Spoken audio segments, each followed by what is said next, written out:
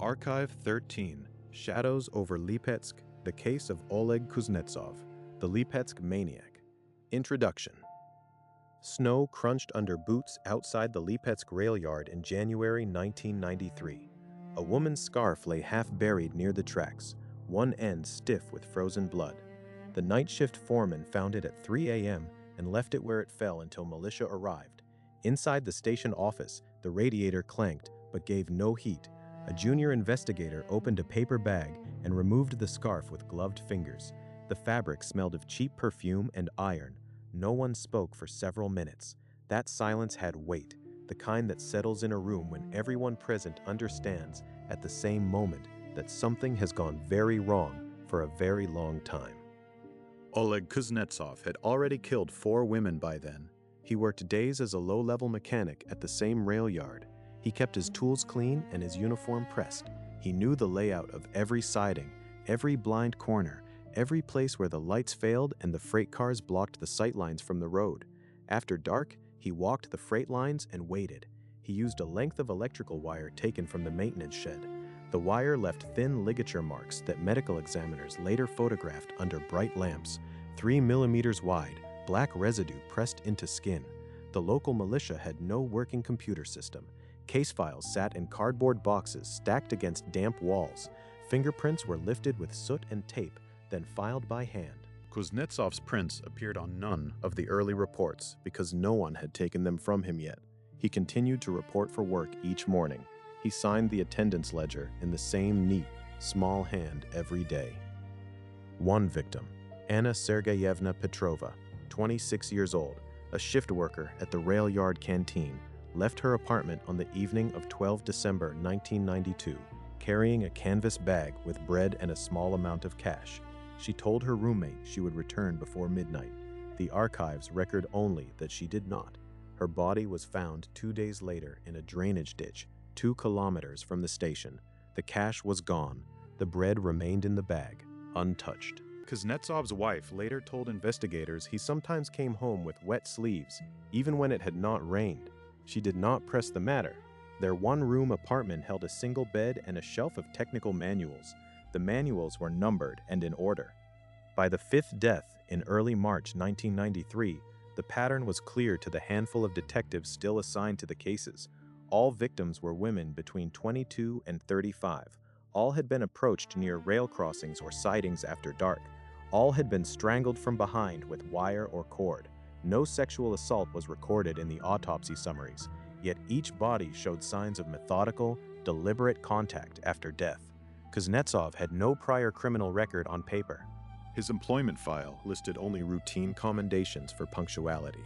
The wire used on the 5th victim matched the gauge and insulation of the wire taken from the rail yard shed. A supervisor noticed the missing length on 4 March. He wrote a requisition slip and filed it. The slip remained in the office tray for 3 weeks. Fact: Russia's 1990s regional militia stations operated with severe resource constraints following the Soviet collapse. Many stations in industrial cities like Lipetsk lacked basic forensic tools, no digital fingerprint databases, no centralized case management systems, no reliable forensic chemistry labs. Investigators worked with card files, hand-logged inventories, and institutional memory. This was not negligence. It was the infrastructure of a state in freefall. This is the story of what happens when a methodical man understands his environment better than the people paid to watch it. He had been there all along. Subscribe to Archive 13 and tell us in the comments what single item from the rail yard maintenance logs could have identified Kuznetsov weeks before the 5th body was found.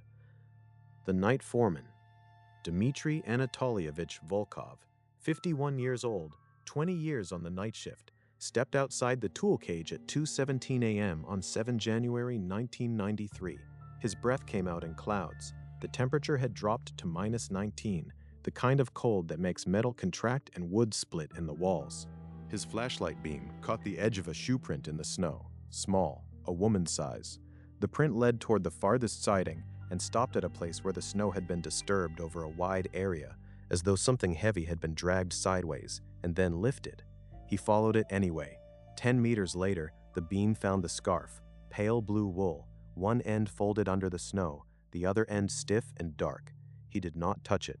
He stood there for a moment with the flashlight pointed at it, the only light in that corridor of freight cars and shadows, and then he returned to the cage and locked the door behind him. He telephoned the militia from the wall phone. The receiver was cold against his ear. The duty officer asked only for the location and the time. No further questions were recorded in the dispatch log. The militia arrived 40 minutes later in a car that had no heater.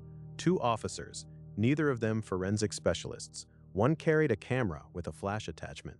The other carried a notebook and a pen with a cracked barrel. They photographed the scarf. They photographed the shoe print. They did not cast the print because they had no casting material in the car.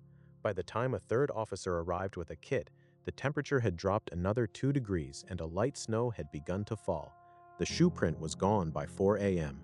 In January 1993, the Lipetsk militia's forensic response protocol for unattended death scenes called for a minimum 4-person team, including a medical liaison. That protocol was routinely impossible to fulfill. Budget cuts following the Soviet dissolution had reduced regional militia staffing by an estimated 30% between 1991 and 1993, according to criminologist S.V. Petrov's 1997 study in the Criminology Quarterly. The scarf was bagged and brought to the station. It was placed on a metal table under a fluorescent light that buzzed and flickered. The junior investigator, 24 years old, 8 months on the job, turned it in his gloved hands and found no label, no identifying mark. The cheap perfume in the fabric was already fading in the cold air of the evidence room. The iron smell was not. He had no victim yet. He had only an object. Somewhere in the city, a woman's roommate was beginning to wonder why she hadn't come home. Forensic psychiatrist Dr. Natalia Petrovna Grishina, writing in a 1996 review of post-Soviet serial cases for the Russian Journal of Criminal Psychology, described this category of offender as one who derives operational confidence from institutional familiarity. He knows the space, he knows the schedule, he knows which silences will be filled and which will not. Kuznetsov had worked the Lipetsk rail yard for 7 years. He knew every silence. The duty log for 7 January 1993 recorded the scarf under miscellaneous found property. It was assigned a number. It was not yet assigned to any case because there was no body. There was only cold fabric and a smell that the junior investigator would later say he never forgot. Volkov returned to his shift. The tool cage had to be inventoried by 6. The freight manifest had to be checked. The yard had to run. He initialed his nightly report and put it in the wire tray outside the supervisor's office. He wrote nothing about the scarf. It wasn't his job to write about it. That was the problem. It marched by the wall of the Nager.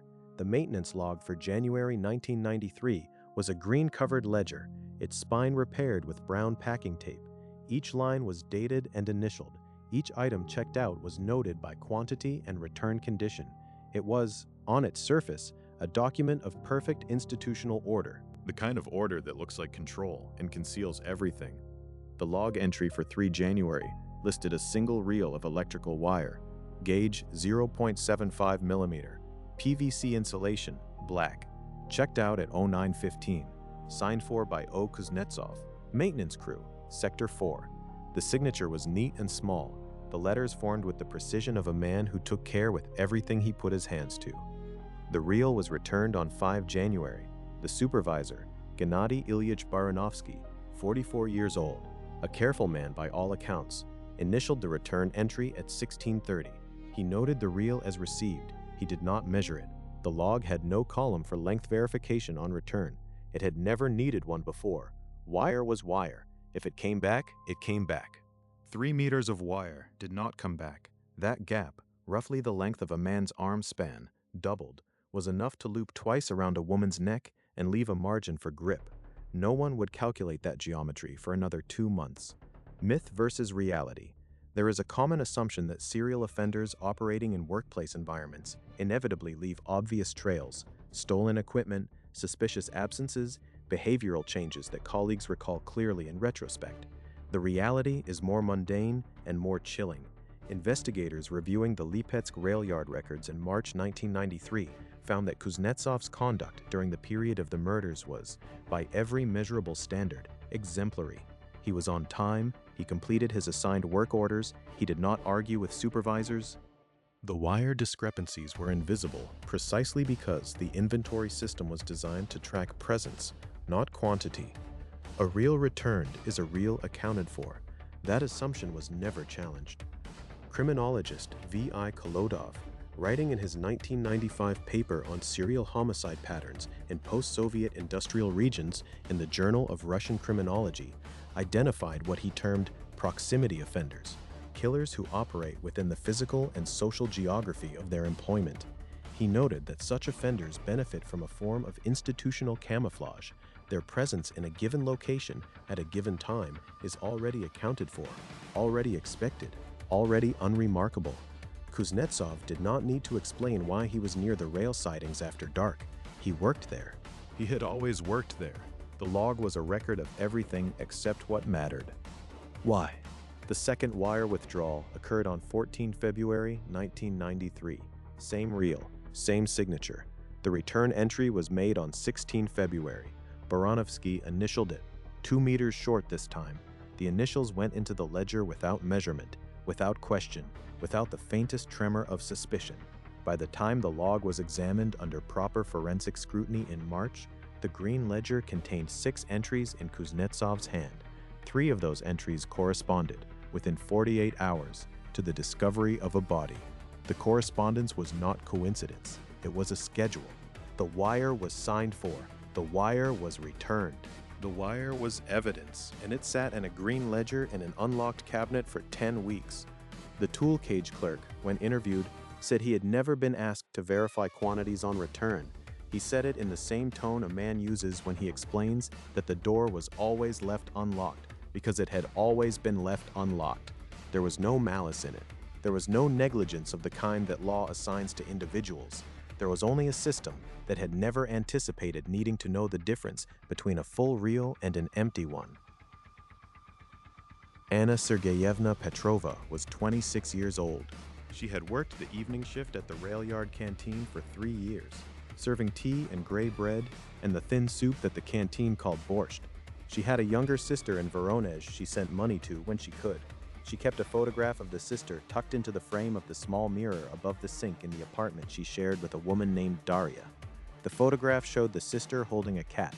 Anna had written the date on the back in pencil. She was not remarkable in any way that the system could measure. She was not unremarkable in any way that mattered to the people who knew her. She clocked out at 22:40 on 12 December 1992. The canteen timestamp machine left an impression on her card that was slightly faint. The ink ribbon was old, and the supervisor had been meaning to replace it for weeks. The faint stamp would later make the time difficult to read at first glance, which would cost the investigation 4 hours of confirmation work when the card was finally pulled.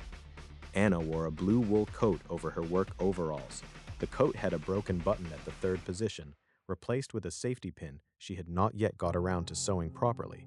Her pockets held a tram ticket, 2 rubles and 40 kopecks, and a folded piece of paper with a grocery list on it: bread, matches, cooking oil. Her canvas bag held a half loaf of dark bread she had brought from the canteen. She spoke briefly with the gate guard, a retired army conscript named Fyodor, about the cold. He would later remember the conversation with the uncomfortable clarity that comes when an ordinary exchange becomes the last one. She told him the tram wait was too long and the walk would keep her warm. She stepped through the gate at approximately 22:50. The gate log entry was made at 2300. Fyodor's habit was to log departures in batches at the hour. That 10-minute gap swallowed the last precise record of her route. The forensic path of Anna Petrova's final walk was reconstructed in 1993 by investigator Mikhail Stepanovich Orlov using gate log timings, body recovery location, and transit schedule data. His reconstruction, included in the case file, suggests she took the eastern perimeter path, the direct route to the tram stop, which ran alongside the freight sidings for approximately 400 meters before opening onto the street. It was a route that dozens of shift workers used. It was lit by 2 pole lamps, one of which had been reported non-functional since November. 1 functioning lamp, 400 meters of shadow, and a man who knew that path the way he knew his own hands. The eastern perimeter path at Lipetsk Rail Yard No. 2 was noted in Orlov's reconstruction as having been flagged in a November 1992 safety complaint filed by a canteen worker, citing poor lighting and lack of security presence after 22:00. The complaint was received by the yard administration. It was placed in a general maintenance queue. No action had been taken by December. Anna Petrova's body was found on 14 December 1992, 2 days after she left the gate, in a drainage ditch 2 kilometers east of the station. The canvas bag was beside her. The bread was inside it. The 2 rubles and 40 kopecks were gone. The grocery list was still in her coat pocket. The medical examiner's preliminary assessment noted ligature strangulation. She had been dead for approximately 36 to 48 hours, placing time of death between late 12 December and the early hours of 13 December. The cold had slowed decomposition and complicated the narrow calculation. She had not made it to the tram stop. Daria, Anna's roommate, reported her missing on the morning of 13 December when Anna had not returned and had not sent word. She went to the militia station in person. She waited on a wooden bench for 40 minutes. The officer who took her report asked the standard questions and noted the details with a standard pen on a standard form. He placed the form in the incoming tray. He told Daria that adults sometimes made unexpected arrangements and that she should return if there was still no word in another day. There was no word. There was only a body in a ditch and a bag of bread no one had touched. Orlov, reviewing the case files in March 1993, would later note in his personal notebook, the one that was never entered into the official file, that the missing persons report and the unidentified body report had sat in 2 different office trays for 18 hours before anyone connected them. The forms used different category headings. No one had looked across the trays. Anna Petrova had been lying in that ditch for 2 days before anyone in an official capacity understood she was the same woman Daria had described on that wooden bench. Dr. Grishina's 1996 review addresses the victim selection pattern directly. The offender in proximity cases selects from a population he has observed over time. He knows shift times. He knows which women walk alone. He knows which routes are unlit. The selection is not impulsive. It is the product of patient, repeated observation, made invisible by the fact that his presence during that observation was entirely legitimate. Kuznetsov had served tea at that canteen counter dozens of times. He had watched women leave through that gate for years. The photograph of Anna's sister still in the mirror frame was recovered during the apartment search conducted after the body was identified. Daria asked if she could keep it. She was told it might be needed as evidence. It was photographed, cataloged, and returned to the apartment 2 weeks later. By then, Daria had moved out. The photograph sat on the windowsill of the empty room until the next tenant arrived. What became of it after that is not in the record. The medical examiner for Lipetsk's Central Pathological Institute was Dr. Tamara Alexandrovna Ivanova, 53 years old, 22 years of forensic practice, a woman who had seen the full catalog of what the Soviet industrial economy did to human bodies, industrial accidents, mine collapses, chemical exposures. She brought to each examination the same flat, precise attention. She did not permit herself to be distressed by what she found. She permitted herself to be thorough. Anna Petrova's examination was conducted on 14 December 1992 under 2 overhead lamps, one of which had a yellowish cast from an aging tube. Ivanova noted the light deficiency in her preamble. She documented what she saw. The external examination revealed petechial hemorrhaging in the conjunctivae of both eyes, the tiny red pinpoints that bloom in the whites of the eyes when strangulation cuts off venous return while arterial pressure continues to build. They are among the most reliable external markers of ligature or manual strangulation. Ivanova had seen them before. She photographed them under magnification. The primary finding was a single horizontal groove at the level of the thyroid cartilage, circumferential, consistent with a ligature applied from behind. The groove measured 3 millimeters in width, with beveled edges suggesting a cord or wire rather than a flat strap. Pressed into the groove, visible under a 10-power loop, was a trace of black material, insulating residue from a coated wire. She extracted a sample with a flat probe and placed it in a glass vial. The toxicology screen was limited by available reagents. The local laboratory could run ethanol and a short panel of common substances. Nothing unusual was detected. No defensive wounds were noted on the hands or forearms. The approach had been swift, from behind, with no interval for resistance. Ivanova documented this in the clinical language of pathology and did not annotate it further, but the implication was precise. Whoever had done this had done it in a single, controlled motion, from close range, with sufficient physical leverage to prevent the victim from turning. This was not improvised. This was practiced. Or it was instinctive, or it was both. Fact: the 3mm groove width documented by Ivanova in the Petrova examination would prove forensically consistent across all 5 victims' autopsy reports. Smirnov's 1994 paper in the Forensic Medicine Bulletin analyzed the groove dimensions and PVC insulation residue chemistry across the case series and concluded that a single category of wire, 0.75mm gauge, black PVC jacketed, consistent with standard Soviet rail yard electrical cable, was responsible for all 5 deaths. The consistency was the signature. No foreign DNA was noted because no DNA comparison capability existed in the Lipetsk laboratory in 1992. The institute had no polymerase chain reaction equipment. Fingernail scrapings were taken and preserved on microscope slides, cataloged and stored. They would later be re-examined when more capable analysis became available, but by then, the case was already closed. The examiner signed the autopsy report on 15 December. She included a preliminary conclusion of homicide by ligature strangulation and a request for investigative follow-up on the wire trace sample. The request was noted at the top of the report in underlined text.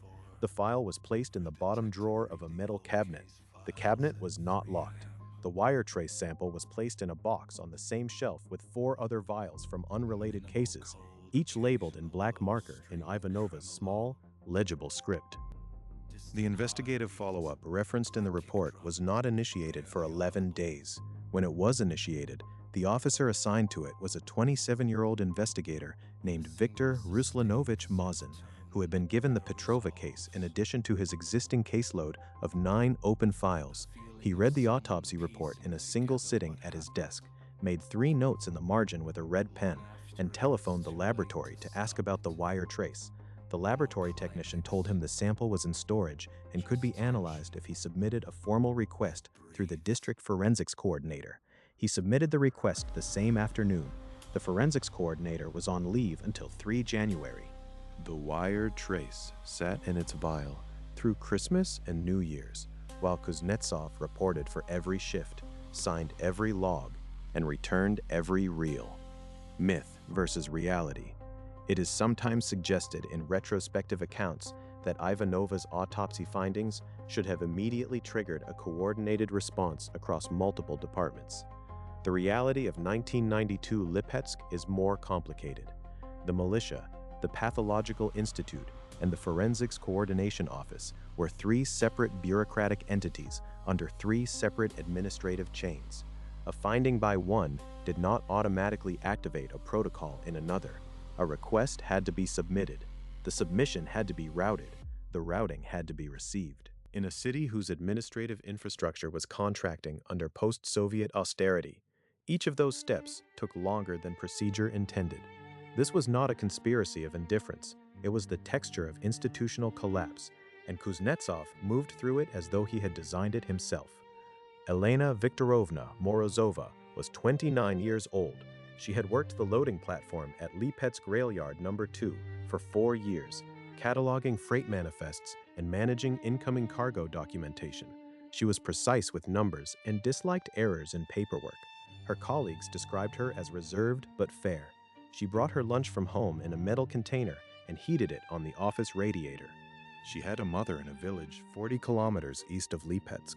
She visited when she could, usually carrying something: preserved vegetables, a tin of fish, whatever she could spare. On the evening of 19 January 1993, she was carrying 2 jars of her mother's own preserves, returned from a previous visit and refilled. The jars were labeled in her mother's handwriting: cucumbers, September 1992. She carried them in a string bag, 1 in each hand, the glass cold through the mesh.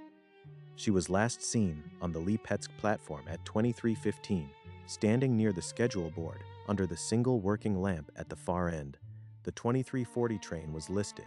She had the ticket in her coat pocket, third class, window seat, paid for 3 days earlier. She smelled of the lilac soap she used after every shift, a habit she had maintained since her first year on the job. The platform was otherwise empty. The temperature was -16. The platform surveillance was a single camera mounted above the station entrance. It covered the turnstile and the first 20 meters of the concourse. It did not cover the far platform or the siding access beyond the schedule board. The camera's tape was recycled every 48 hours. By the time investigators sought the recording, it had been recorded over. Elena Morozova's body was found the following morning by a track maintenance worker who arrived for the early shift. She was in the gap between the platform edge and the first freight siding, a narrow concrete channel, shadowed even in daylight, invisible from the road. The string bag was beside her. Both jars were intact. The handwritten labels were still legible. The ticket stub was in her coat pocket. She had paid for a train she never boarded.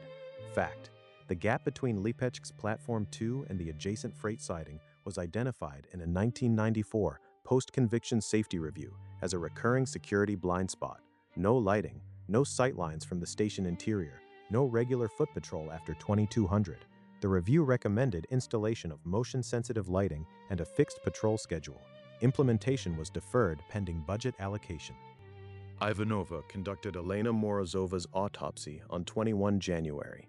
The findings were, in their clinical particulars, identical to Anna Petrova's. The same horizontal groove, the same 3 mm width, the same black insulating residue pressed into the tissue, petechial hemorrhaging in both eyes, approach from behind, no defensive wounds, time of death estimated between 2310 and 0030, consistent with the platform sighting and the early morning discovery.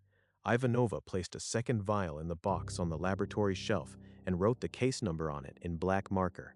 She submitted a second request to the forensics coordinator, noting that the trace residue appeared chemically identical to the sample from the December case. She used the word series in the covering note. It was the first time that word appeared in writing in connection with these deaths. The mother identified the jars by the handwriting on the labels. She was brought to the militia station on 22 January and asked to confirm the personal effects. She held the jars in her hands and said nothing for a long time. An officer later noted in his report that she appeared calm. She was not calm. She was in the particular stillness that arrives when a person's body understands what the mind is still refusing. She asked when she could take the jars home. She was told they were evidence. She asked what would happen to the preserves. No one answered her. The cucumbers her daughter had carried 40 kilometers in the cold on a train she never caught, they sat on a shelf in an evidence room for 4 months. Dr. Grishina's profiling work on post-Soviet proximity offenders includes a passage that reads with uncomfortable clarity when placed against the Morozova case. The second victim in a series represents a critical threshold. The offender has now tested the environment twice and found it unresponsive. The absence of detection is not merely a relief. It is a confirmation. He has learned that the system does not see him. He will accelerate. The interval between Anna Petrova's death and Elena Morozova's death was 38 days. The interval between Morozova and the next victim would be 9. Within 10 days of Elena Morozova's death, 2 more women were found near the rail yard, both near the same siding, both strangled with wire of identical gauge. The city did not know yet that it had a pattern. The militia's filing system ensured that it could not easily find out. Each case existed in its own folder, its own tray, its own chain of paperwork, assigned to whoever was available on the day the body was found. The third victim was Nadezhda Ilyanichna Sokolova, 31 years old, a cleaner employed by the rail yard administration, a woman who worked a split shift, 4 hours in the morning, 4 in the evening, and took the same route home 6 nights out of 7. She had 2 children, aged 7 and 4, left with a neighbor during her shifts. She wore a gray coat with a hood she kept pulled up against the wind. She carried nothing of value. She had nothing of value to carry. Her body was found on 25 January at the edge of the siding access road in a shallow depression between 2 concrete sleepers, the same groove, the same residue. She had been dead approximately 6 hours. The fourth victim was Valentina Fyodorovna Kozlova, 24 years old, a ticket agent at the station's main booking office. She had worked there for 8 months had recently been commended by her supervisor for accuracy in daily reconciliation and had told a colleague that week that she was saving to take a trip to see a cousin in St. Petersburg. She had the savings amount written in the back of a small notebook she kept in her bag. The notebook was recovered with her body. The figure was small. The trip was a long way off. She was found on 28 January, 40 meters from where Sokolova had been found 3 days earlier. The proximity was not a coincidence in any sense that required sophisticated analysis to understand, but the two cases were in different folders on different investigators' desks, and neither investigator knew the other was holding a parallel file. It was Mosin, the same 27-year-old investigator who had first requested the wire trace analysis in December, who made the connection. He had been assigned the Morozova case in addition to Petrova, and when Sokolova's preliminary report crossed his desk, he requested, informally, to review the Kozlova file as well. His supervisor agreed without particular interest. The 4 files sat on Mosin's desk on the evening of 29 January, in a city still cold enough to freeze the ink in a pen left on a windowsill overnight. He read them in order of discovery date. He made notes in the separate notebook he had started keeping. Dates, locations, the single word wire on each page, underlined once after Morozova, twice after Sokolova, 3 times after Kozlova. On the 4th underline, he stopped and sat back in his chair and looked at the ceiling for a long time. Fact: Mosin's personal notebook, which he maintained outside the official file system, became a critical document in the March 1993 investigation. It contained his chronological mapping of all 5 cases and a handwritten list of 23 rail yard employees he considered persons of interest based on access, shift timing, and proximity to each recovery site. Kuznetsov's name appeared 7th on the list. The notebook was never formally entered into the case archive, which is why it survived the filing inconsistencies that swallowed other documents. Mosin testified about it at trial. He requested a meeting with his supervisor on 30 January to propose that the 4 cases be formally consolidated under a single investigation. The supervisor, a man named Captain Alexei Grigorievich Naumov, reviewed the summary Mosin had prepared. He agreed the wire correlation was notable. He told Mosin he would submit a consolidation request to the district coordinator's office. The request was submitted on 1 February. Formal consolidation approval came on 19 February. 18 days. In that interval, Kuznetsov used wire from the maintenance shed, returned the reel 2 meters shorter, and continued to show up on time every morning. The attendance ledger records his signature every day. The families of Sokolova and Kozlova were notified in the standard sequence: militia visit, formal identification, release of body for burial. Sokolova's neighbor kept the 2 children an extra week while arrangements were made. The 7-year-old understood enough to stop asking questions after the 2nd day. The 4-year-old did not understand enough to stop asking at all. Kozlova's notebook with the savings figure in the back was returned to her parents after the trial. The cousin in St. Petersburg was notified by letter. There is no record of a reply.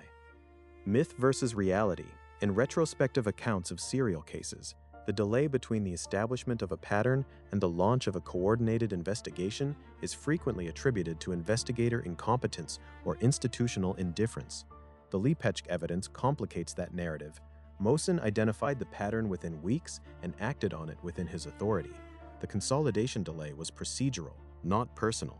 The system had no fast channel for pattern escalation in a regional militia office in 1993. The request had to go through the coordinator's office because there was no other path. This distinction matters, not to excuse the outcome, but to understand it accurately. Systemic failure is not the same as individual failure. Both can be lethal. By the time consolidation was approved, Mosin had added a 5th name to the victim list. He was also 23 names deep into a suspect list he was building from memory and shift logs, and a working assumption that whoever this was, they knew the yard, they knew the routes, and they were there every night without anyone thinking twice about it. He had circled Kuznetsov's name in pencil on 17 February. He had written a question mark beside it. On 19 February, the day the consolidation approval came through, he went back to the list and erased the question mark. He did not replace it with anything. The circle remained. He would later say he didn't know, at that point, that he was right. He only knew he couldn't stop looking at that name. Dr. Grishina's analysis of investigative intuition in proximity cases notes that experienced investigators often develop what she calls spatial recognition, a pattern-based sense built from physical knowledge of a crime scene geography that narrows the suspect pool before the forensic evidence closes the gap. It is not mysticism, she writes. It is a detective learning the same landscape the offender knows. When both minds have mapped the same space, the distance between them begins to close. Mosen had worked the rail yard cases for 10 weeks. He had walked every siding. He had memorized every access point. He had, without quite knowing it, begun to think the way Kuznetsov thought. The circle around the name stayed in the notebook through February and into March. By 5 March, it would have company. On 2 February 1993, at 0840 in the morning, Oleg Kuznetsov walked to the tool cage at Lipetsk Rail Yard number 2 and asked the clerk for a new pair of work gloves. The clerk, a 58-year-old man named Georgy Semyonovich Litvin, who had staffed the cage for 11 years, noted that Kuznetsov's current gloves were still serviceable. The leather was intact, the palms uncracked, the stitching sound. He said so. This was not obstruction. This was the ordinary parsimony of a supply system that had been operating under a tight allocation since 1991. You did not issue new equipment until the old equipment had visibly failed. Kuznetsov said the insulation on the old pair had worn through. Litvin looked at the gloves. The insulation, the rubber-coated lining used when handling electrical components, showed minor compression at the index finger and thumb of the right hand. It was not obviously compromised.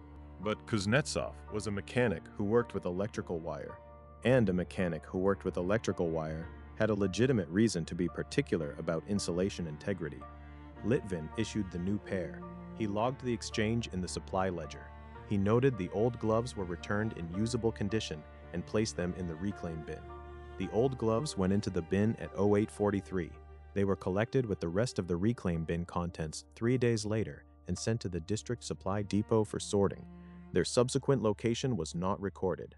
Kuznetsov's hands, as Litvin later recalled during the March investigation, showed no cuts or abrasions. His fingernails were clean. Filed, Litvin thought, though he could not be certain. What he remembered most clearly was that Kuznetsov had held the old gloves out across the counter in an open, unhurried gesture, the way you hand over something you have no further use for. Not dropped, not pushed, placed. The memory lodged because of the deliberateness of it, the care. He was always careful, Litvin said. Everything about him was careful. The discarded gloves from the reclaim bin were never recovered for analysis. The March 1993 investigation noted their disposal in the supply chain as a potential evidential loss. Forensic analysis of the reclaim bin and depot records was attempted but could not isolate Kuznetsov's specific pair from the batch collected on 5 February. The fingerprint on the 5th victim's wire, lifted on 5 March, would prove to be the decisive physical link that the gloves might otherwise have provided weeks earlier. This was Kuznetsov's method of maintenance, not concealment in the dramatic sense, no buried evidence, no elaborate cover story, simply the routine replacement of anything that might accumulate trace material. New gloves when the old ones had been in contact with wire, used in the manner he used it, clean tools returned on schedule. The maintenance log kept current, the reel returned, shorter, but returned. He was not outsmarting the investigation. He was simply being the same careful, methodical man he had always been. The investigation had not yet come close enough to require outsmarting. FBI Behavioral Analysis Unit consultant Dr. Robert D. Hare, whose work on psychopathy and occupational settings has been widely cited in European criminological literature, described this behavioral profile in a 1998 address. The organized offender in a workplace environment typically exhibits what appears to colleagues as exemplary professional conduct. The same impulse control that permits sustained offending also manifests as occupational reliability. The employer sees punctuality and care.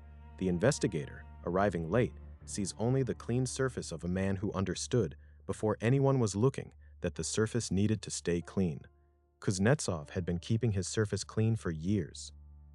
He signed the new gloves into his locker at 0847. He reported to Sector 4 at 0900, 2 minutes ahead of his start time, as the attendance ledger records. His supervisor noted no unusual behavior. His work order for the day, routine insulation check on a junction box in the freight sorting area was completed and signed off by 14:30. He ate his lunch at the same bench he always used, near the eastern gate, with a view of the perimeter path. He sat there in the winter light with his new gloves on the bench beside him and finished every bite. By late February 1993, the consolidated investigation had a name: Operation Linea, Operation Line, a designation assigned by the district coordinator's office in reference to the freight line geography connecting the recovery sites. It was a bureaucratic formality, but the name brought with it a resource allocation, 2 additional investigators seconded from the district office, access to the regional forensics laboratory for expedited trace analysis, and a case number that could cross administrative boundaries without requiring a separate submission at each desk. Mosin had been waiting for exactly this. He had, in the interim, mapped all 4 confirmed cases onto a hand-drawn diagram of the rail yard: locations, times, directional approaches, recovery positions relative to the platform and sidings. He had overlaid the shift schedules of every rail yard employee with access to the eastern perimeter after 22:00. The overlap produced a list of 31 names, cross-referenced with the wire withdrawal log, which Mosin had finally obtained in full on 12 February. The list contracted to 11.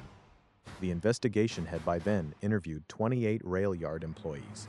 The process was methodical but slow. Day shift investigators interviewing workers required scheduling around shift patterns, and the militia station's administrative support ran to 1 shared typist who worked mornings only. Statements were taken by hand and typed up the following morning if the typist's queue permitted. Mosin had learned to write his own summaries in the evening rather than wait. Kuznetsov was on the interview list. He had been on it since 7 February, when the consolidated case files first identified all rail yard maintenance personnel as a priority group. He worked nights, Mosin worked days. Their schedules did not overlap. The first attempt to schedule an interview was made on 9 February and resulted in a note that Kuznetsov was on night shift and would need to be contacted at his home address. The note was attached to the list. The list remained on Mosin's desk for 19 days. This is the administrative arithmetic of the thing. Not drama, not conspiracy, but the relentless accumulation of small procedural gaps. A note attached to a list on a desk. A desk belonging to a man working 12-hour days across 5 open cases with a single shared typist and a forensics coordinator whose office was a 40-minute bus ride from the militia station. Criminologist S.V. Petrov, in his 1997 study of investigative delays in 1990s regional Russia, published in the Criminology Quarterly, analyzed 32 comparable serial cases from the period and found that in 27 of them, the primary suspect was on an investigative list at least 2 weeks before a formal interview was conducted. The list, Petrov writes, is the investigative system's most reliable illusion of control. A name on a list is a name accounted for. The accounting conceals the fact that accounting is not the same as acting. Kuznetsov's name sat inside that illusion for 19 days. Myth versus reality. It is tempting to read Kuznetsov's failure to come forward, to present himself voluntarily for interview, as some colleagues did, as evidence of awareness that he was at risk of detection. The trial record does not support this interpretation with certainty. Several night shift workers who were not suspects also failed to come forward voluntarily, citing unfamiliarity with the interview process and a general reluctance toward militia contact that was common among working-class industrial employees in the post-Soviet period. Kuznetsov's non-appearance was not, in isolation, a red flag. It was indistinguishable from the behavior of dozens of men who had nothing to hide. The 2 seconded investigators arrived at the militia station on 21 February. One of them, a woman named Senior Investigator Larisa Nikolaevna Cherkasova, 38 years old and experienced in organized crime cases, looked at Mosin's hand-drawn diagram on the wall of the case room and asked how many of the 11 names on the contracted list had been formally interviewed. Mosin told her, 4. She asked which 7 had not. He pointed to the list. She ran her finger down it and stopped at Kuznetsov's name. Night shift? She asked. Night shift, Mosin said. She picked up the phone and called the rail yard administration office. She was told that Kuznetsov's home address was on file. She wrote it in her notebook. She called the home number. No one answered. She drove to the address on 22 February. a single-story building on the outer edge of the factory district, the kind of building whose hallways smelled of cabbage and coal smoke and something older than either. She knocked on the door of apartment 6. Kuznetsov's wife answered. She said her husband was asleep. He had come in from the night shift 2 hours earlier. Cherkasova asked if she could leave a message asking him to come to the militia station at his convenience to assist with a workplace matter. The wife said she would tell him. Cherkasova gave her a telephone number on a printed card. She noted in her report that the apartment was tidy, that there was a shelf of technical manuals on the wall above a small table, and that the wife appeared calm and cooperative. She noted nothing unusual. She drove back to the station and added a note to the interview list. Home visit made, 22 February. Message left with spouse, awaiting contact. Kuznetsov did not contact the station for the next 11 days. In those 11 days, he went to work on time every morning, signed the attendance ledger in his neat small hand, and killed Irina Volkova. Irina Nikolaevna Volkova was 28 years old.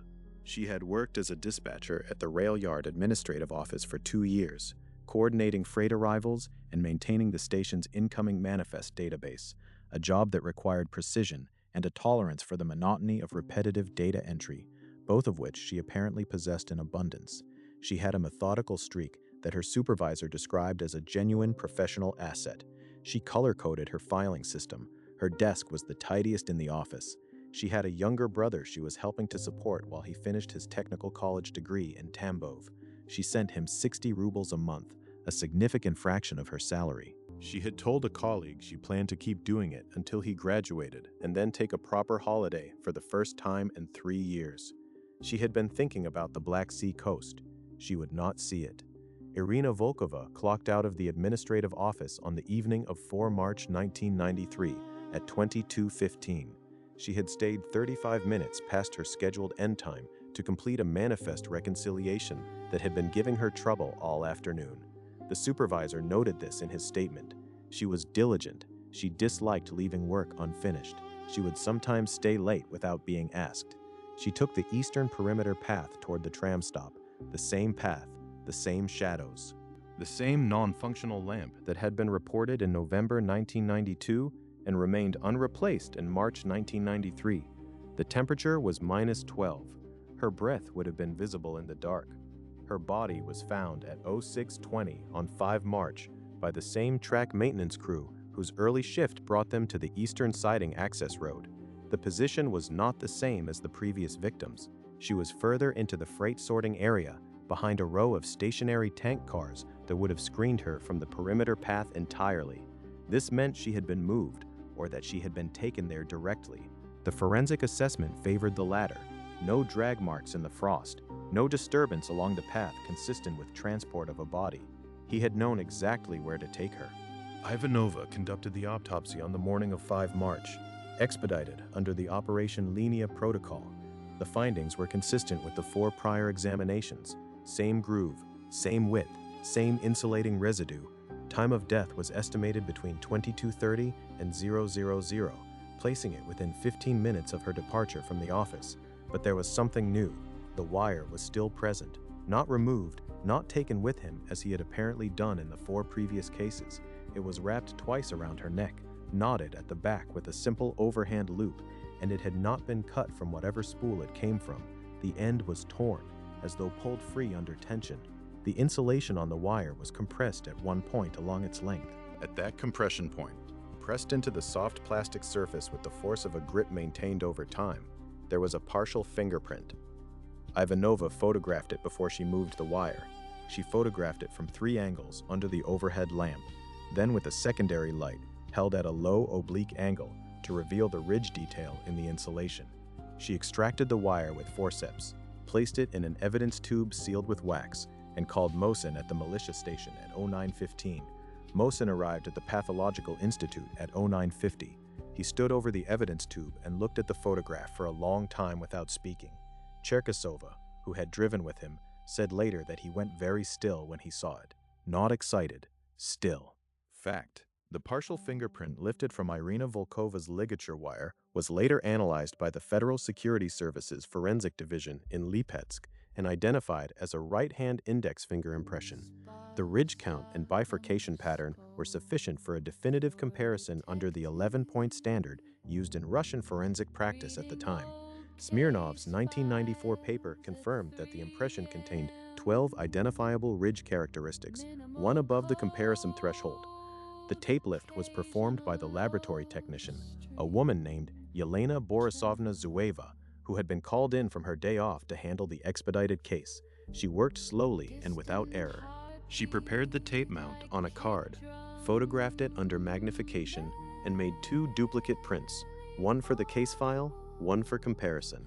She wrote the case number on the outside of the envelope in black marker. She placed the envelope in the middle of the laboratory table and stepped back. No one left the room for 40 minutes. The critical question was immediate and practical. To compare the print, they needed an inked comparison print from a suspect. The 11 remaining names on Mosin's list had not yet been formally printed. In Russia's 1993 regional militia system, fingerprinting a person who was not yet under formal arrest required either consent or a court order. A court order required a judge's review, which required a written application, which required authorization from the district prosecutor's office. Cherkasova went to the prosecutor's office on the afternoon of 5 March. She did not submit a written application. She sat across the desk from Deputy Prosecutor Vadim Anatolievich Sorokin and put Mosin's hand-drawn diagram on the desk between them and talked for 40 minutes. Sorokin looked at the diagram and looked at Cherkasova's face and authorized voluntary fingerprinting of the 11 remaining persons of interest under a consent protocol. No arrest, no formal compulsion, but a direct request carrying the weight of the prosecutor's office behind it. The voluntary fingerprinting sessions were scheduled for 6, 7, and 8 March. Kuznetsov was on the list for 7 March. On 6 March, the rail yard supervisor, Baranovsky, discovered that the wire reel, the one Kuznetsov had checked out and returned twice, each time shorter, was missing entirely from the tool cage. He searched the cage and the adjacent storage room. He checked the reclaim area. The reel was gone. He wrote a requisition slip and, this time, he wrote Kuznetsov's name in the margin, in ink. The requisition reached Mosin's desk on 8 March, 2 days later, via the rail yard administrative mail. Mosin read it, looked at the margin notation, and circled Kuznetsov's name with his red pen. He called Baranovsky and asked him to describe the reel in detail: gauge, insulation type, color, approximate remaining length before disappearance. Baranovsky described 0.75mm gauge, black PVC jacket, approximately 4 meters remaining on the reel at last verified count. 4 meters of black PVC wire, the same gauge, the same jacket, the same wire that had been 3 millimeters wide against 5 women's throats. Kuznetsov appeared at the militia station on 7 March for his scheduled fingerprinting. As requested, he was cooperative, he was polite, he showed no visible agitation. He placed his hands on the ink pad and the card with the calm of a man who had nothing to fear, or the composure of a man who had decided that composure was his only remaining asset. It would be 24 hours before anyone could say which it was. The ink dried on the card. Zueva received it at the laboratory. She placed it beside the mounted tape lift on the middle of the table and turned on the oblique light and bent over the ridge patterns with a loupe. She worked through the evening of 11 March and into 12 March. At 14:47 on 12 March, she sat back from the table and wrote 2 numbers on a notepad, 12 ridge characteristics on the questioned print, 12 matching characteristics on the comparison print. She wrote them in a column and drew a line beneath them and wrote the word confirmed in capitals. Then she picked up the telephone. Irina Volkova, who had wanted to see the Black Sea coast, who color-coded her filing system and sent 60 rubles a month to a brother in Tambov. She had left a trace of the man who killed her pressed into the wire he forgot to take away. The tool cage inventory for March 1993 was conducted on 8 March, a Sunday, which was not a scheduled inventory day. Baranovsky conducted it because the requisition for the missing reel had been troubling him since Friday, and he could not let it go. He arrived at the yard on his day off, let himself into the cage with his master key, and worked through the shelves with the green ledger open on the workbench beside him. The reel was gone. Not misplaced, gone. Every other item was accounted for to within normal tolerance. The reel's allocated hook on the second shelf was empty. The hook still had a small loop of insulation residue on it from where the reel had rested. He stood in the cage for a while, looking at the empty hook. He went back through the ledger to the January entry, then the February entry. He placed his finger on Kuznetsov's name at the first return notation and read forward. 2 withdrawals, 2 returns, both short. He had initialed both returns without measuring. He understood, at that moment in the tool cage on a Sunday morning, what his initials in the ledger meant and what they had failed to prevent. He was not an investigator. He was a supply supervisor. His job was to track presence, not to calculate forensic implications. But he had worked at this yard for 18 years, and he was not a foolish man. And the weight of what he was looking at, the empty hook, the 2 short returns, the 5 dead women whose cases had been the subject of low, careful conversation in the supervisor's room for months, settled on him with a specific and irreversible gravity. He wrote a requisition slip. He wrote it carefully. He put Kuznetsov's name in the margin in blue ink, not pencil. He mailed it through the yard's internal administrative post on Monday morning. Fact: the margin notation on Voronovsky's requisition slip of 6 March 1993 was the first document in the official paper trail to place Kuznetsov's name in direct written association with the missing wire. Mosin's personal notebook had contained the circled name since mid-February, but that notebook was outside the official file system. Voronovsky's requisition, an administrative document, not an investigative one, created the link in a form that could be entered into evidence. When the requisition reached Mosin's desk on 8 March, he read the margin notation and called Voronovsky immediately. The phone call lasted 11 minutes. Mosin's notes from the call, written in his personal notebook on a page he later testified from at trial, record the following: gauge confirmed 0.75 millimeters, insulation PVC black, reel capacity 20 meters, estimated remaining length at last counted return approximately 4 meters. 4 meters. 2 loops around a neck with margin for grip. Twice over. He called Cherkasova. She was at the forensics laboratory. He told her about the reel. She told him Zueva was already working on the print comparison. They agreed to wait for the comparison result before moving. The waiting was its own particular experience. Mosin described it in his trial testimony as the kind of silence before you open a door when you already know what's on the other side. He worked through the rest of 8 March on his other case files. He answered the telephone when it rang. He ate his lunch at his desk. He underlined Kuznetsov's name in the notebook a 4th time that evening and closed it.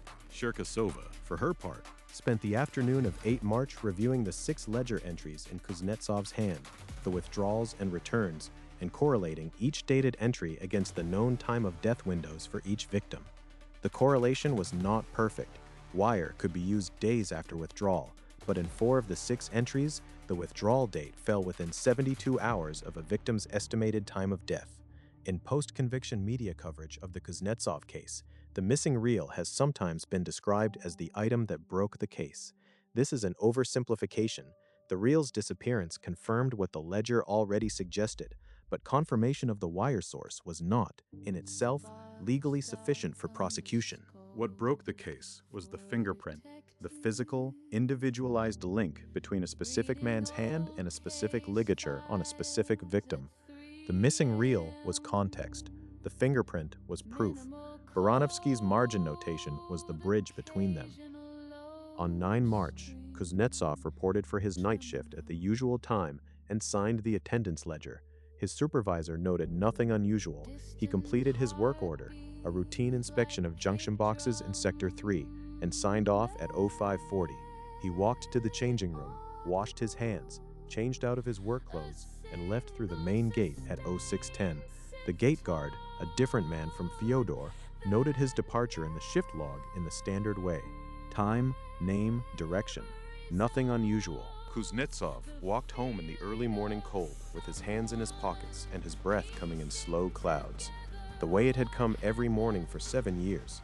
The empty hook on the second shelf of the tool cage was waiting in the dark behind him. Kuznetsov was brought to the Lipetsk militia station at 10:15 on 11 March 1993. He was not under arrest. He had been asked to attend for a further conversation about the workplace inventory matter referenced in the 7 March fingerprinting session. The request had been delivered by Cherkasova in person at his home address on the evening of 10 March. He had answered the door himself. He had said he would come in the morning. He arrived on time. He wore clean work clothes, not his rail yard uniform, but the kind of dark trousers and plain shirt a careful working man puts on when he is going somewhere official. His boots were clean. His hands, when he placed them on the table, showed no marks of any kind. He sat on a wooden chair with his hands on his knees and looked at Mosin across the table with an expression that later witnesses described variously as calm, blank, and watchful. Not hostile, not nervous, present, in the specific way of a person who has decided to be exactly as present as the situation requires. Mosin began with the inventory, the wire reel, the withdrawal dates, the return weights. He laid the ledger pages on the table, photocopied, and pointed to the entries in Kuznetsov's hand. Kuznetsov looked at them without picking them up. He said he recognized his signature. He said he had checked out the wire for authorized maintenance work and had returned the remainder. Mosin asked what had happened to the remainder between withdrawal and return. Kuznetsov said he had used what he needed for a repair and discarded the rest. Mosin asked where he had discarded it. Kuznetsov said he did not remember exactly. Somewhere on the site. The waste bin near Sector 4, probably. Mosin wrote this answer in his notebook and underlined it once. He noted the time, 10:47. He asked Kuznetsov about the second withdrawal, February. Same sequence of questions, same sequence of answers.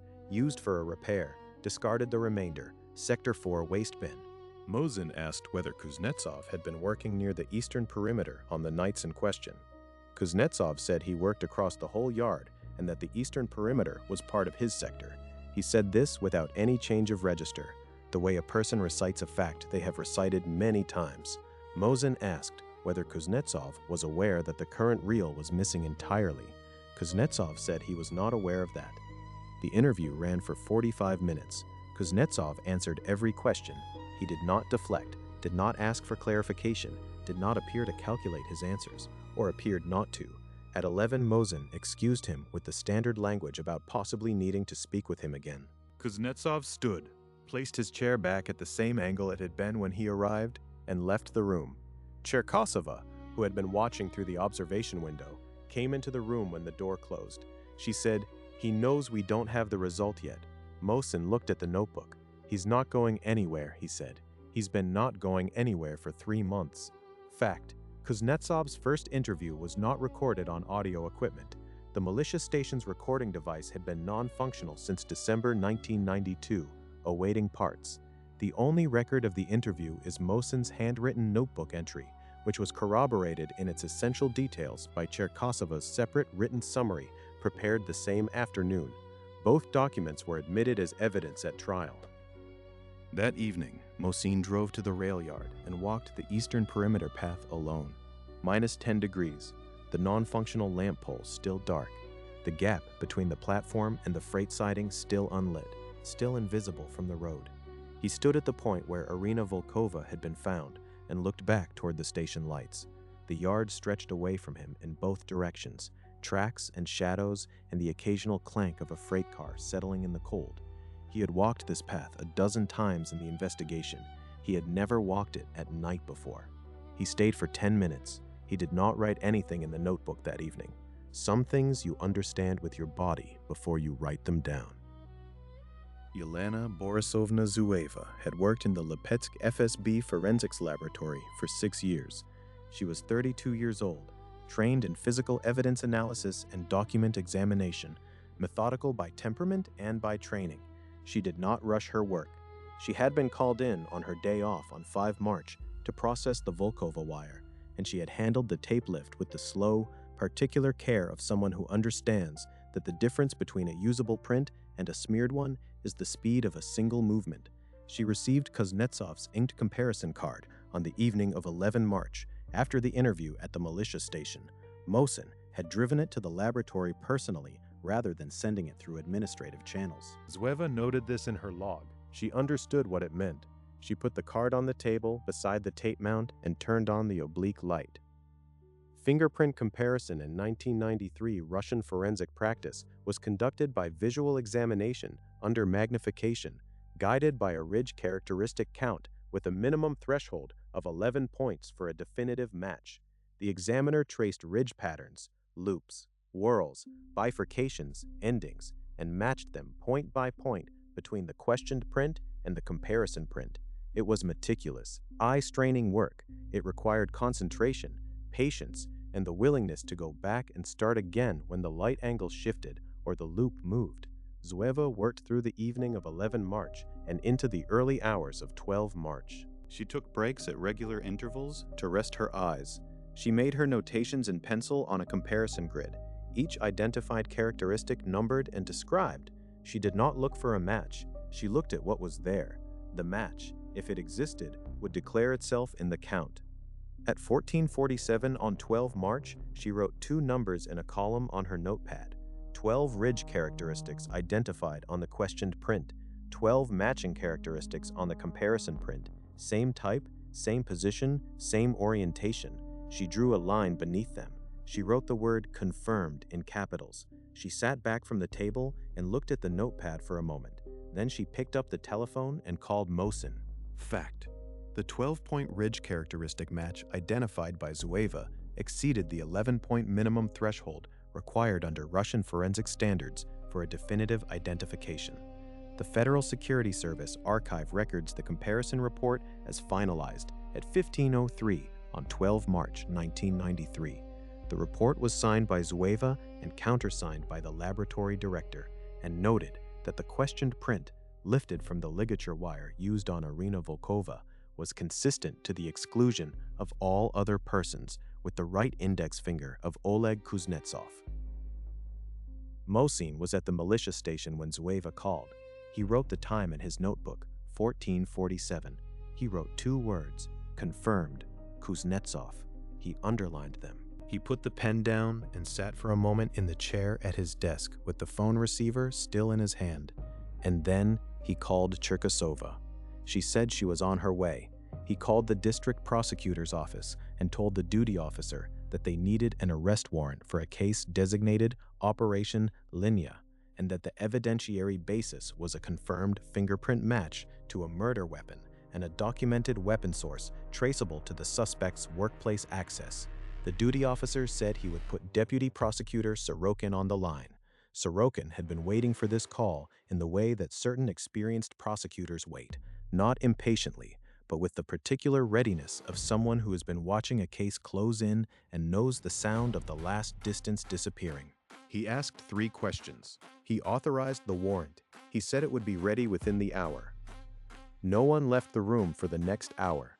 Cherkasova arrived at 15:30.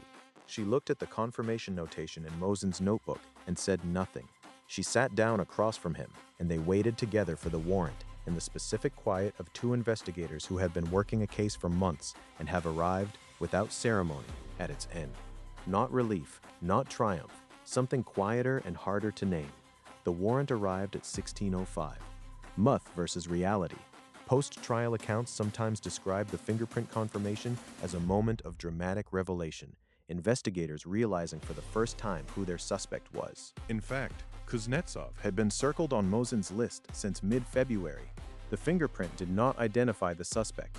It proved what Mosin had, by systematic logic and physical knowledge of the crime scene geography, already concluded.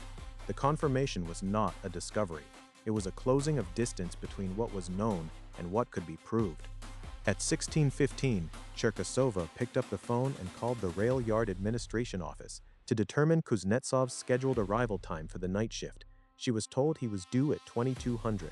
She put the phone down and looked at Mosin. "We go now," she said, "before the shift, before he's in the yard." Mosin closed the notebook. After 73 days and 5 dead women, they were going to go knock on a door in a building that smelled of cabbage and coal smoke and ask a careful man with clean fingernails to come with them. They drove to the address at 1620 with the warrant folded in Cherkasova's inside pocket. The envelope with the fingerprint confirmation was in a document case on the back seat. The arrest was made without incident. Kuznetsov answered the door himself.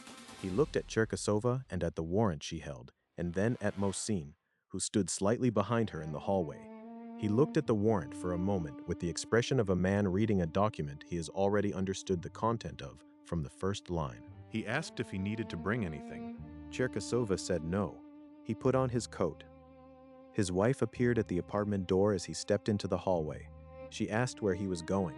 Cherkasova told her that her husband was needed at the militia station for questioning in connection with a serious matter, and that she would be contacted in due course. The wife looked at her husband. He looked at her. Whatever passed between them in that moment went unrecorded. The drive to the militia station took 11 minutes. Kuznetsov sat in the back of the car with his hands folded in his lap and said nothing. Mosin, in the front passenger seat, did not speak either. The radio was off. The only sound was the engine and the road noise and the occasional clank of something loose under the chassis. Kuznetsov was taken to the interview room at 16:45. He sat on the same wooden chair as before, in the same posture, hands on knees, back straight, eyes forward. Mosin placed the envelope on the table between them. He did not open it. Kuznetsov looked at the envelope. He asked if the fingerprint was his. Mosin said nothing. He placed his hands flat on the table, on either side of the envelope, and waited. The silence in the room lasted approximately 30 seconds. Mosin later said it felt considerably longer. The radiator against the far wall ticked once. The fluorescent light hummed at the edge of hearing. Outside in the corridor, someone walked past and the footsteps faded. Then Kuznetsov began to speak. He described the first approach, Anna Petrova, December, the eastern perimeter path, the darkness where the lamp had failed. He spoke in a flat, sequential register, without visible emotion, the way a technician describes a procedure. He described the wire in his hands, the gauge, the length, the particular resistance of PVC insulation under grip. He described the positions of the women's bodies at the moment of approach and the precise sequence of what followed. He did not use the women's names. He used positions and locations, the one near the platform, the one by the siding, the one near the junction box. Mosin, who knew all 5 names, wrote each position notation in the notebook and wrote the corresponding name beside it in his own hand as Kuznetsov spoke.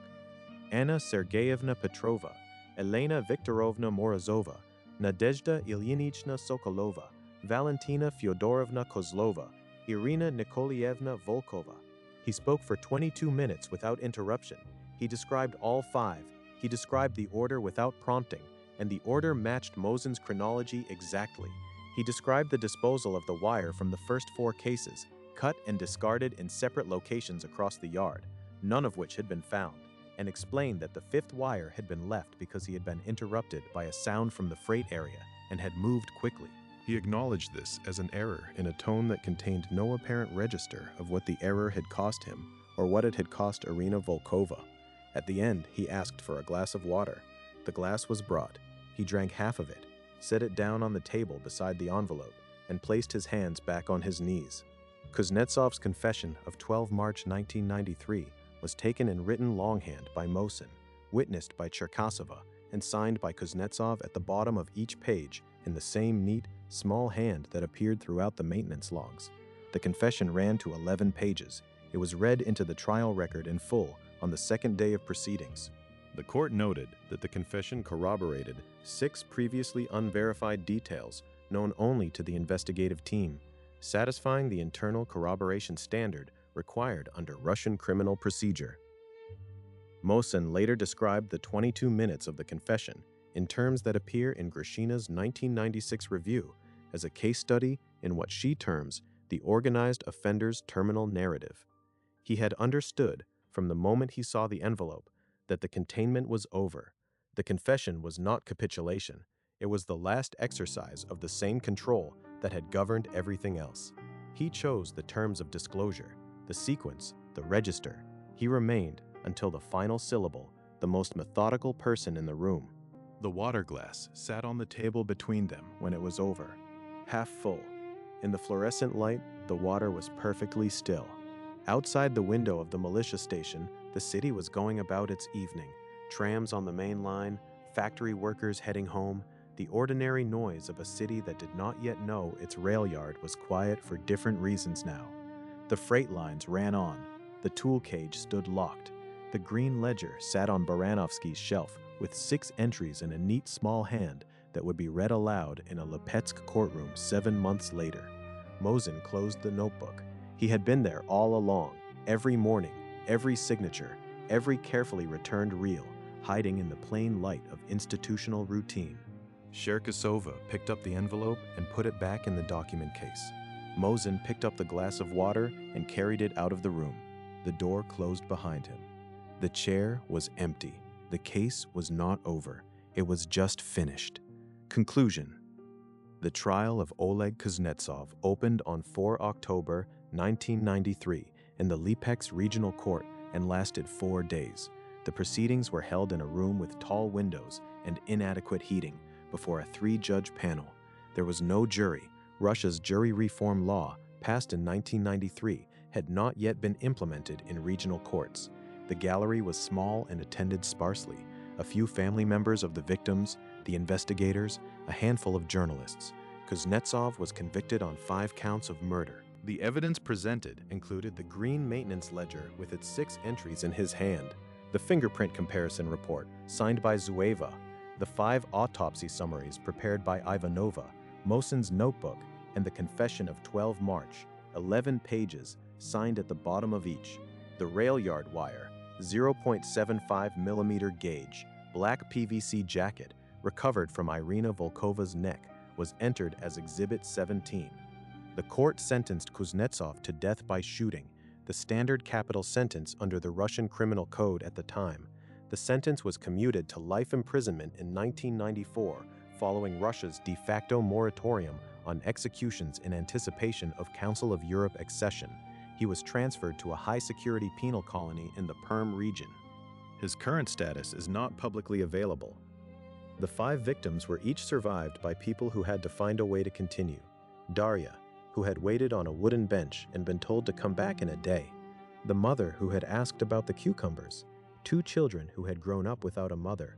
A brother in Tambov who had received 60 rubles a month and then did not. A cousin in St. Petersburg who had been written to and perhaps wrote back. The blue wool scarf found in the snow near the tracks on 7th January 1993 was entered as evidence and photographed and cataloged and held through the trial. Its location after the trial is not recorded. No family member claimed it. No family had been identified as belonging to it. It had been found before there was a victim, before there was a case, before anything had a name. It may still be in a box somewhere. It may not. The eastern perimeter path at Lipetsk Rail Yard No. 2 received motion-sensitive lighting in 1995, 2 years after the trial, as recommended in the post-conviction safety review. The lamp pole that had been reported non-functional since November 1992 was replaced at the same time. The green maintenance ledger was held in the regional court archive as a trial exhibit. Baranovsky retired in 1996. He returned the master key to the yard on his last day and walked out through the main gate and did not look back at the tool cage. He had said everything he needed to say to the investigators in March 1993. He had said it clearly and without evasion. That was the only thing he could offer, and he had offered it. Mosin transferred to the District Prosecutor's Investigative Division in 1995 and worked organized crime cases for the following decade. He kept the personal notebook. He was asked about it in interviews several times over the years. He said it was a record of what the official file could not hold, the chronology of a man being seen, slowly and imperfectly, through a system not designed to see him. He said he kept it because the women in it deserved a record that did not have gaps. The notebook has not been published. Its current location is known only to Mosin. Cherkasova remained in the Regional Investigative Division. She closed 4 more homicide cases in 1993 and 1994. She did not discuss the Lipetsk rail yard case publicly. What remained after the trial and the commutation and the transfers and the retirement of the people who had worked the case was a series of facts that the record could hold and a series of human things it could not. The color-coded filing system on Irina Volkova's desk, the photograph of Anna Petrova's sister holding a cat written on the back in pencil, the ticket stub for a train Elena Morozova never caught, the small notebook with the savings figure and the Black Sea coast still 3 years away, the 2 children who stopped asking after the second day. These things do not appear in the case archive. They appear only here. What single overlooked detail in the maintenance logs might have identified Kuznetsov weeks before the fifth body was found? The answer is in the column that did not exist, the column for verified return quantity, a return weight, a measurement, 3 meters, then 2 meters, then nothing. The difference between a full reel and an empty one, never asked for, never recorded, never questioned. A column that cost 5 women their lives. Every file in this archive is real. Every name was a person. Subscribe to Archive 13 and tell us in the comments, which case should we open next? Cold cases, true records, nothing buried. Sources and references. Ministry of Internal Affairs of the Russian Federation, 1993. Criminal Case File number 124093. Lipetsk Regional Court. Original case documentation including interview records, physical evidence logs, and arrest warrant. Lipetsk Regional Court, 1993. Trial transcript. People v. Oleg Kuznetsov. October 4th to 7, 1993. 4-day proceeding before 3-judge panel. Lipetsk. Russian Federal Penitentiary Service, 1994. Commutation order for Kuznetsov. O. Reference to capital sentence commutation following Russia's de facto moratorium on executions. Kolodov, V.I., 1995. Serial homicide patterns in post-Soviet industrial regions. Journal of Russian Criminology, Volume 12, People 44 to 67. Analysis of proximity offender typology in post-Soviet workplace environments. Smirnov, A.S., 1994. Ligature analysis in 5 Lipetsk cases. Forensic Medicine Bulletin, Number 3, People 18 to 27. Chemical and physical analysis of PVC wire insulation residue across the Kuznetsov case series. Lipetsk Rail Yard, Number 2 Maintenance Log, January-March 1993. Original document, green-covered ledger, 6 entries in Kuznetsov's hand, admitted as trial exhibit. Lipetsk Militia Station interview notes, 11-12 March 1993. Case archive, Operation Linea file, includes Mosin's handwritten notebook summary and Cherkasova's parallel written summary. Petrova, N.P., 1996, Workplace Access and Offender Opportunity. Russian Journal of Criminal Psychology, Volume 4, pp. 11 to 29. Theoretical Framework for Proximity Offender Concealment through Occupational Legitimacy. Federal Security Service Archive, 1993. Fingerprint Comparison Report, Lipetsk Division. 12-point ridge characteristic match. Volkova ligature wire to Kuznetsov right index finger. Signed by Zueva. Countersigned by Laboratory Director. Finalized 1503. 12 March 1993. Ivanova, T.A. 1994. Autopsy summaries for Petrova, Morozova, Sokolova, Kozlova, and Volkova. Lipetsk Pathological Institute. 5 examinations. December 1992, March 1993. Consistent ligature findings across all cases. Petrov, S.V., 1997. Investigative Delays in 1990s Regional Russia. Criminology Quarterly, Volume 8, pp's 33 to 58. Statistical analysis of 32 comparable regional serial cases and suspect list to interview delay patterns. Lipetsk Regional Archive, 1993. Gate and shift logs, Rail Yard Number 2, January-March 1993. Departure records, shift attendance ledgers, and gate guard statements. Grishina, N.P. 1996. Organized Offenders in Post-Soviet Industrial Settings. Russian Journal of Criminal Psychology, Volume 5, pp. 77 to 104. Profiling analysis of proximity offenders with specific case study reference to Lipetsk series. Hare, R.D., 1998. Psychopathy and Occupational Conduct, Behavioral Indicators in Workplace Settings, addressed to the European Criminological Society, Vienna. Published Proceedings, pp's 203-218.